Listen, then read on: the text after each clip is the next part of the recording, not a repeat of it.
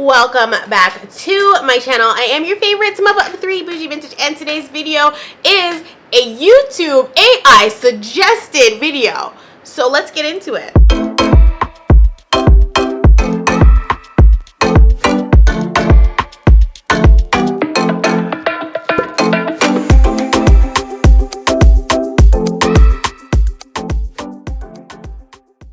If you watched my last video where I had on same ponytails with the pink bows, I was talking about how the algorithm does not favor me or my content. I don't know how the algorithm works. I don't understand the algorithm, but I do know that the AI inspiration situation in the creator studio is obsessed.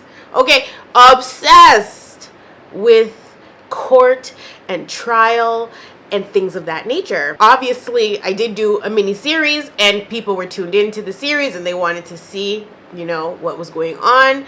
And I was posting videos to my membership as well as to the main channel regarding the trial to keep everybody in the loop. So it does make sense that YouTube would pick up on that and decide that, this channel is about court. So let's do court related content, which is some BS because I have been filming and posting videos forever. And my content has always kind of been sporadic, always all over the place. You get a little bit of this, a little bit of that, you know, it's a one-stop shop, okay? But since 2017 about, when the algorithm changed, I have not been able to do that because it just doesn't work anymore. Back in the day, you could post anything on YouTube and it would bust. But now, chow, it's not like that. So let's give the people what they want, or at least YouTube. Let's give the YouTube algorithm what it's suggesting and see if it works. And if it works, I'm going to have to stick with it now. But if it doesn't work, just throw the whole thing in the bin, because why are we wasting my time? I literally just typed into the AI overview life update and it said I got engaged. I can't. First things first, obviously once trial wrapped, I could breathe, girl. You know, I had been pretty much holding my breath for 2.5 years, like almost 3 years. And so first things first, I was able to breathe. You know, it was like a sigh of relief. Of course, like I had stated before, there were still hurdles that I was going to have to jump over, but nothing too crazy. And I had completely surrendered to the process of trusting God. So I was in and still am in a come what may mode, you know. I'm just like, I have no care in the world.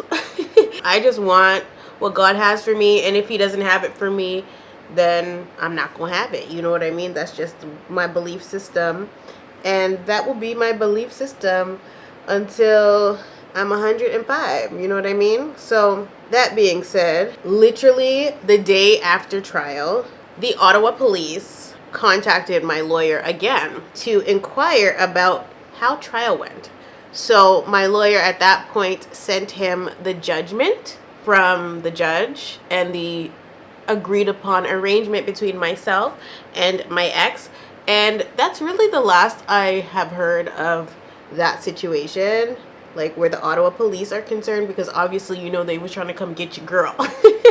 So based on the judgment, obviously that wouldn't make any sense because me and my ex agreed upon something that works for both of us. There's still a lot that obviously is going to happen to straighten and iron out those things, and I don't know, you know, when those things will be ironed out as far as Canada's concerned, but right now I'm not concerned about that. I'm concerned about raising my children, making sure that they are secure and that I'm secure, and that's really all I care about. I don't have any worries or concerns outside of that at the moment. As we know, one of the bigger issues, actually the biggest issue that was brought up in both the Canadian courts and the Jamaican courts, was that my ex was not getting his access calls to the children, right?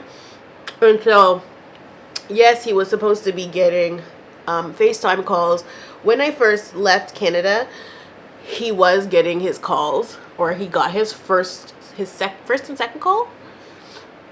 he got his first call, I think the day after we landed in Jamaica, and that's when everything kind of started to go downhill. Once he saw they was in the hot sun, you know, he kind of freaked out. That basically was a domino effect of things, and that's how we got to where we got to, where I would potentially be facing legal trouble, right? So yes, obviously, in my opinion, all the things that transpired were unnecessary, but that road or that bridge has already been crossed. It is what it is.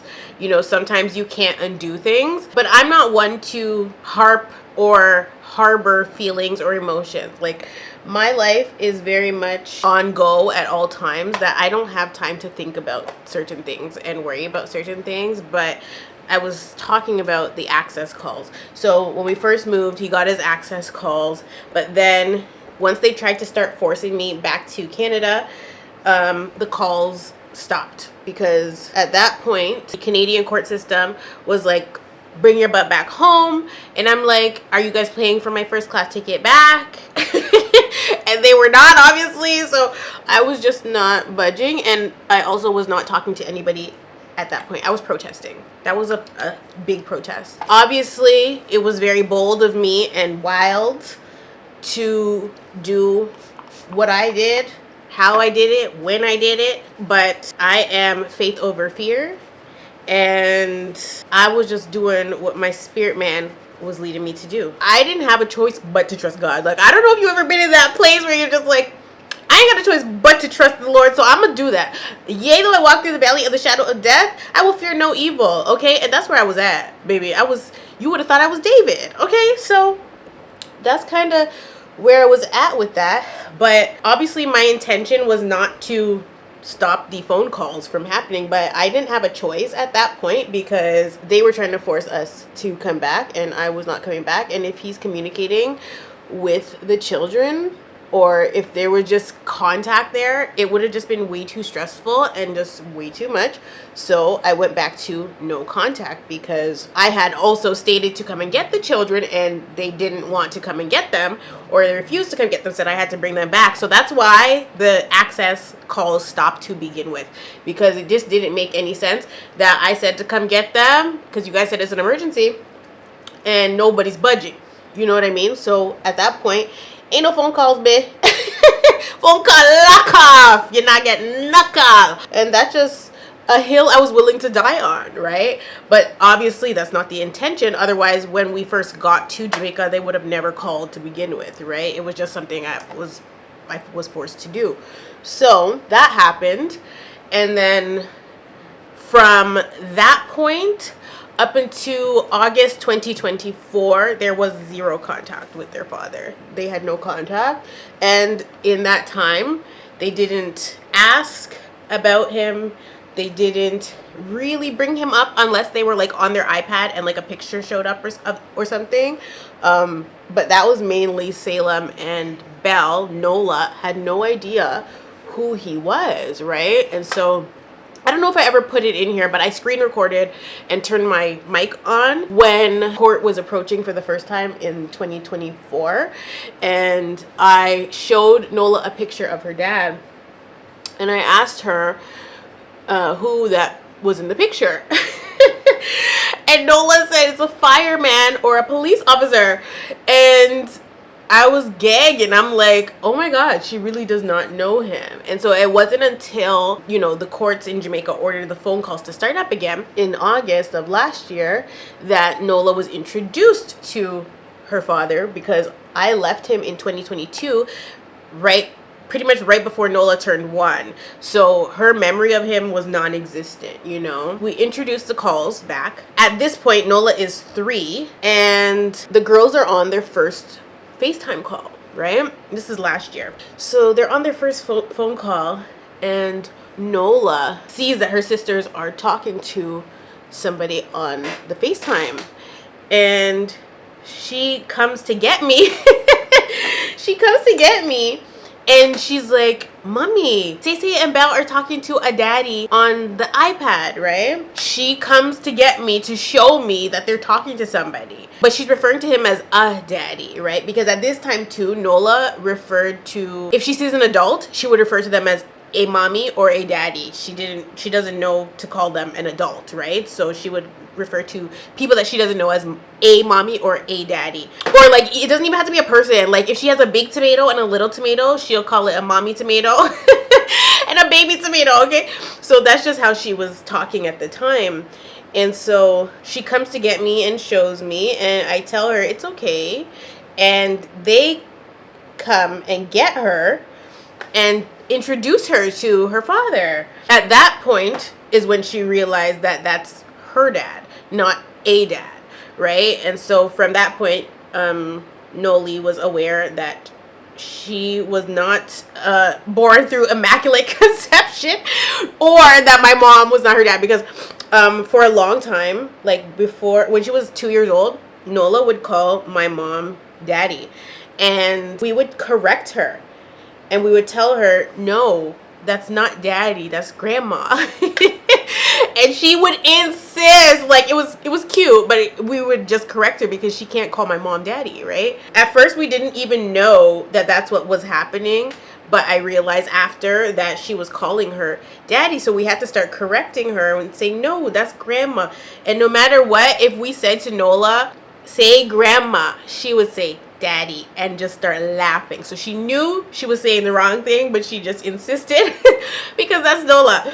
So the FaceTime calls come back last August, and the girls introduced Noli to her dad, and then from then she knew obviously who her dad was, and she wasn't gonna be like uber shy. It took her some time to kind of warm up to go in front of the iPad and like talk to him, but like because she saw that her sisters trusted the situation, she was also able to go forth and, you know, do what she wanted to do. And so those calls were scheduled 3 times for the week. And when the calls were first happening, honestly, I was high-key stressed, because it was just like, when you go no contact, you're not supposed to undo it, right? You're supposed to continue with no contact, and that's just based on everything that had happened and transpired.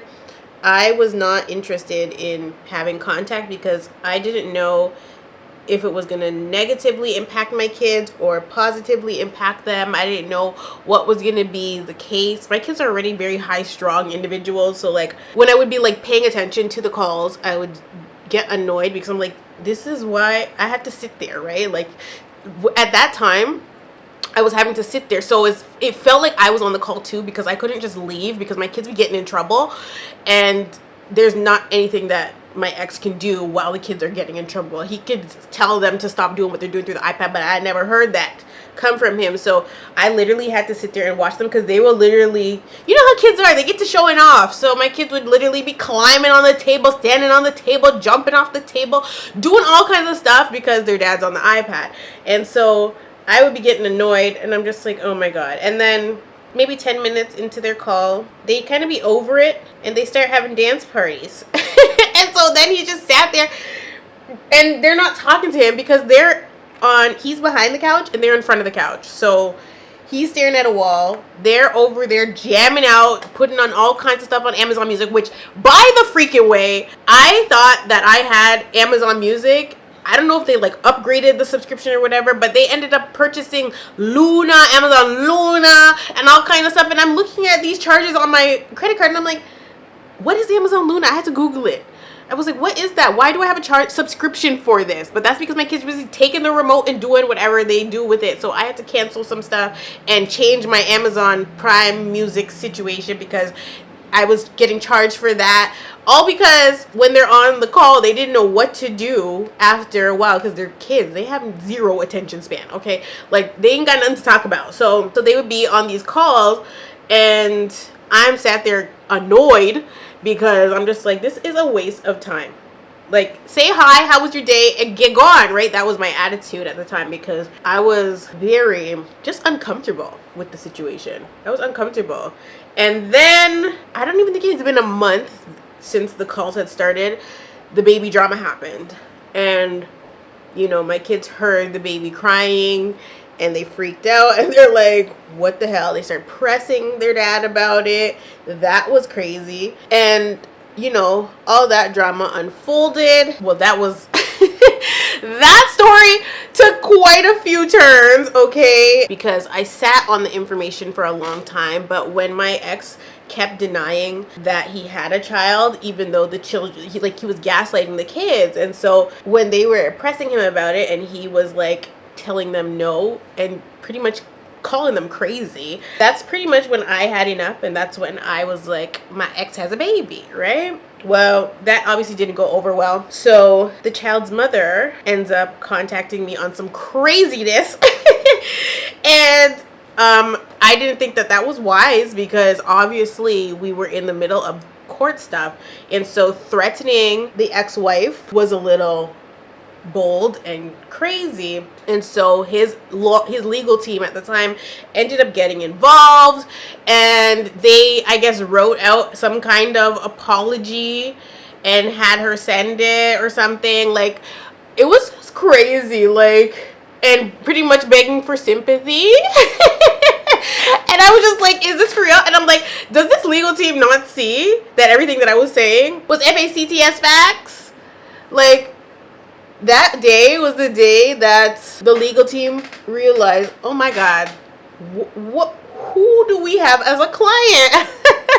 You know, there was back and forth with my lawyer and his lawyer because of that situation, and it was just so wild. Like, honestly, everything that's happened in the last even just year has been just very wild.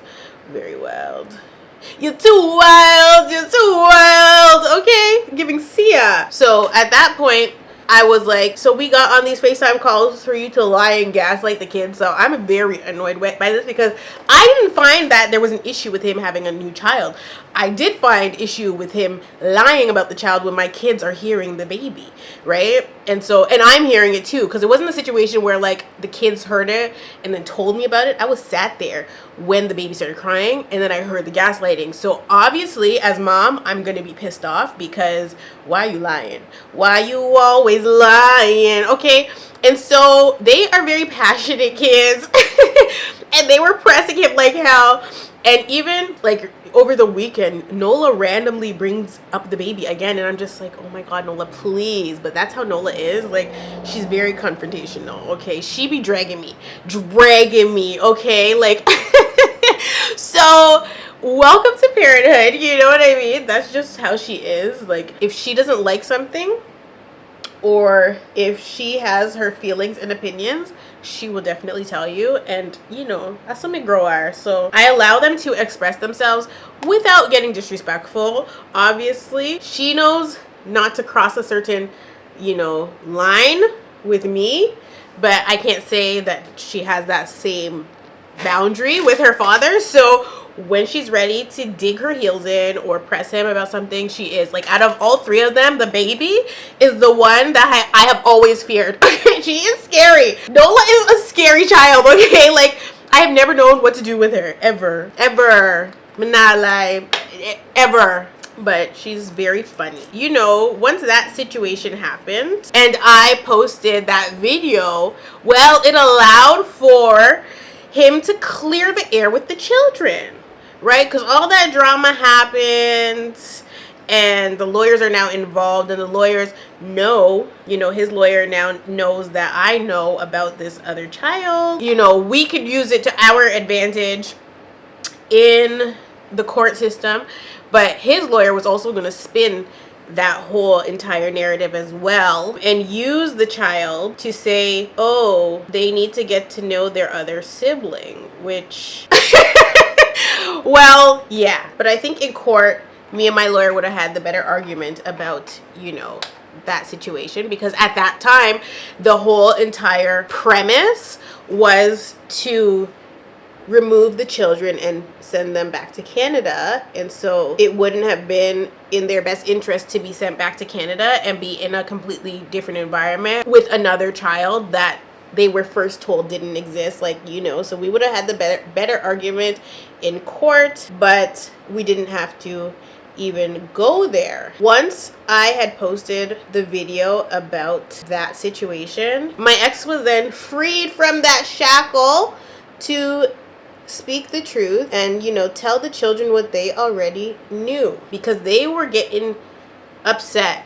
And they were telling me when they're not on their phone call, they would be talking to me about it. And I'm like, I'm not lying for nobody. So I'm going to obviously validate my children in those moments and tell them they are not crazy. They heard correctly.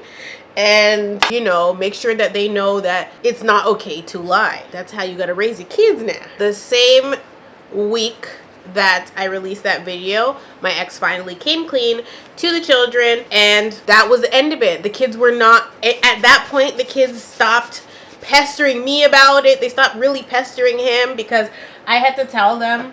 I think they were on a call, actually. They were on a call, and I was like to them, okay, he's not lying anymore, so we can lay it to rest now. It is what it is. He told you the truth. Let's move on, guys. And they did.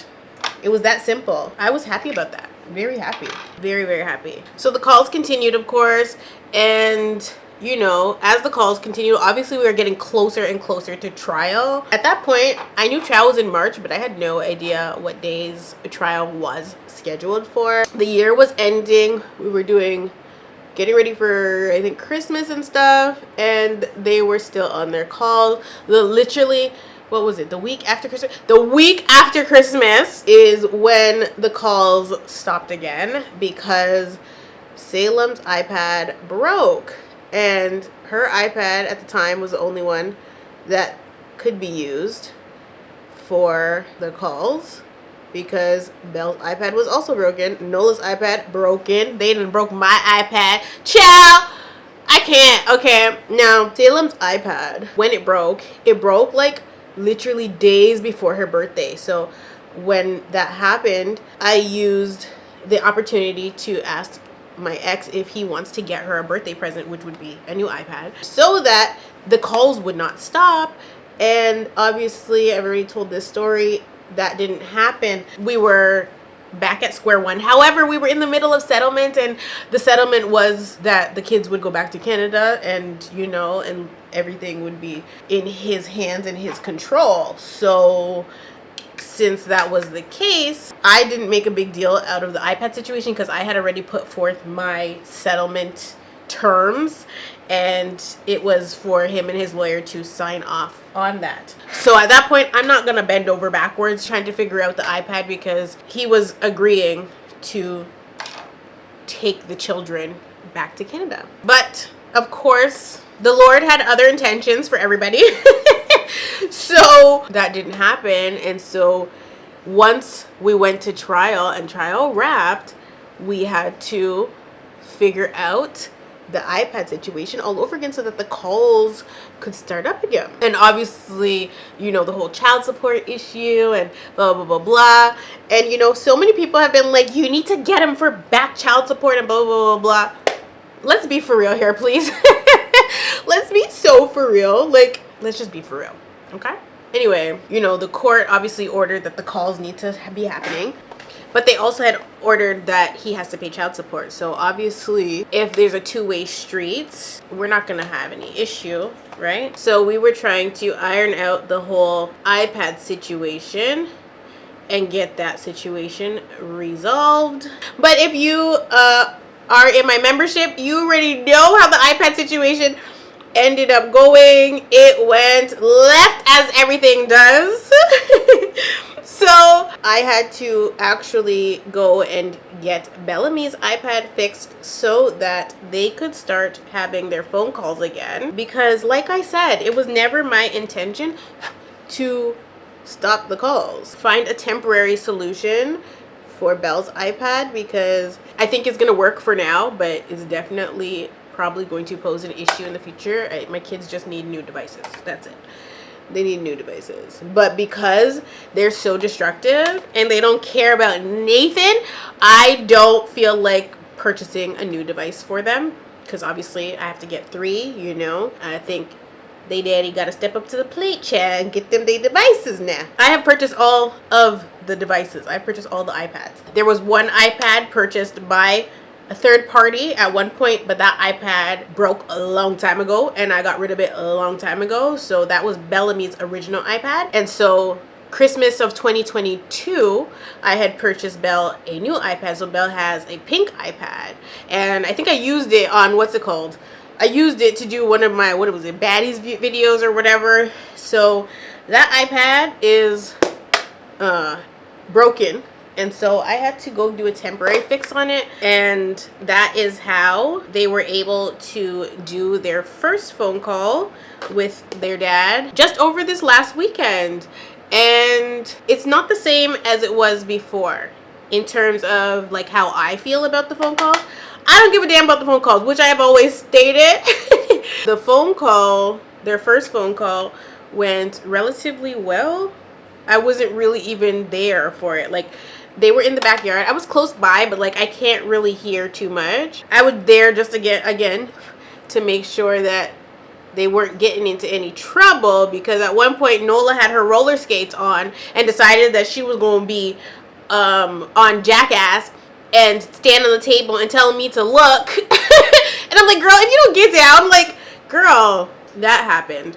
But yeah, their first, phone call with him went relatively well. No stress. Typically the calls are supposed to be timed or whatever, but like I don't have time for that. I had to email him, right? And I was kind of far from the kids, so I wasn't sure if he would be able to hear me or not. So I told the kids to tell their dad to check his email, because I was telling him to end the call when he's ready, because it was their first call back. I wasn't sure if it was gonna go for longer. I wasn't gonna tell them, okay guys, you gotta end it now, because it was a weekend. They didn't have nothing going on anyway. Yeah, so I emailed him, and then I told the girls to tell their dad to check his email. And my kids were so, I don't know if they were shocked, if they were appalled, I don't know what it was, but they were like they got really timid, and they were kind of like, they didn't want to tell him to check his email. And I'm like, why are you guys being like this? Like, stop being weird. Tell him to check his email. But I guess because they know how I feel about him. I'm not like vocal where I'm cussing about him in my house, you know what I mean? But they know that I generally don't want to talk to him or see him or anything of that nature. So I think they were kind of surprised. But my goal is also to make them comfortable. Also to let them know things have changed in terms of our safety. There's no question at this point on whether, my kids are going back to Canada or not, right? Like, that is ironed out. So there's no issue with them communicating with him on a regular basis. We came to our settlement agreement, and so obviously, no, we're not ever gonna be friends. Arch nemesis! Like, we're never gonna be friends. But if we're going to have to co-parent, that's just what it is. You know what I mean? I want them to know that it's okay, right? So that's why I had them tell him to check his email so that he could see that he has to end the call when he's ready to end it. Because usually if it's like a school week or something, or school day, and they have a phone call in the past, I would be like, okay, as soon as the time is up, I'm like, hang up the phone, right? Like, well, I don't say it like that, but you know what I mean. I'm just like, okay guys, time to go. You gotta do X, Y, and Z. Because I actually hate the weekday calls, because they are very disruptive to like our personal schedule. But I do understand that they have to happen, so it is what it is. Anyway, see, poolside is very purpley when realistically I want bluey. No, it's purpley. So I'm gonna try to add some like aqua to it and see what happens. Oh, that kind of works for me.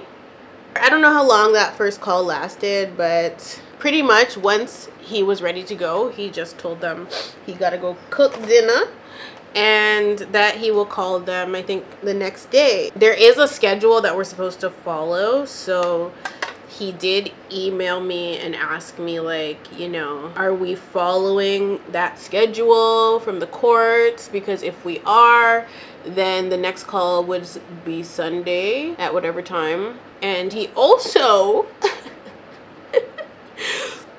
oh my god, I'm crying. At that same time, inquired about Salem getting braces. I said, sir, she got about 5 adult teeth. We will have to talk about that another day, but she definitely will need braces because she did not get my teeth. Now, I had braces. So, oops. So obviously, I was not born with this, right? This was acquired. But I know what my teeth looked like before I had braces. And her teeth do not look like mine. They actually look a lot like his family's. So I think he said that he has coverage for that, which is lovely. Don't know if it's gonna get used. But that was what he said to me. And so I guess you could say that since we went to trial and trial wrapped, my update is that all is well. Now, of course, you're probably wondering, well, girl, did you get your child support? I did. Okay, he was late. 1 day late. But he did claim technical difficulties. So, you know, we let him slide. Can't be late again, but we're going to let him slide. I did get my child support, my first child support check. Now, it wasn't enough to get me no Gucci bag. Because, you know, that's what these men be thinking. You didn't spend their little $2 on. Sir, please. You know what I mean? But, no, I did get it in full. I would say the world is healing, but Trump is causing an issue. So, the world is not healing. In fact, it is getting worse. But, yeah, all is well. All is well. Now, my baby daddy done surprised me yesterday, child, and sent me $100 to do my nails and my hair. No, I'm joking. It wasn't for that. But he did send me an extra $100 to buy these toys for the kids. Like, I was in the store and Nola was sick and she was with me and she was freaking out, but I couldn't just get one. And so I said, let me text my baby daddy and see if he'll send me $100 for the stuff. And he did. And I was like, oh my god. Well, he actually didn't text me while I was in the store, so I bought the items in good faith because I had sent him a picture of the items and like the price. And so I bought them in good faith, like, okay, you know, he doesn't have to send me the money now. And if he doesn't send it, then I won't tell the kids that it's from him. But if he does send it, then I'll tell the kids that the toys are from him. And he sent it. So, wow. Oh, glory. Are you heifers alive? Like, what? Did my friend group break up? What happened? I have to check in on the girlies. I'm like, I ain't heard from them in a little minute now. I should call this a B with a T. I don't know what the AI thing wanted from me. So I'm not even going to check it because I can only tell y'all what happened post-trial.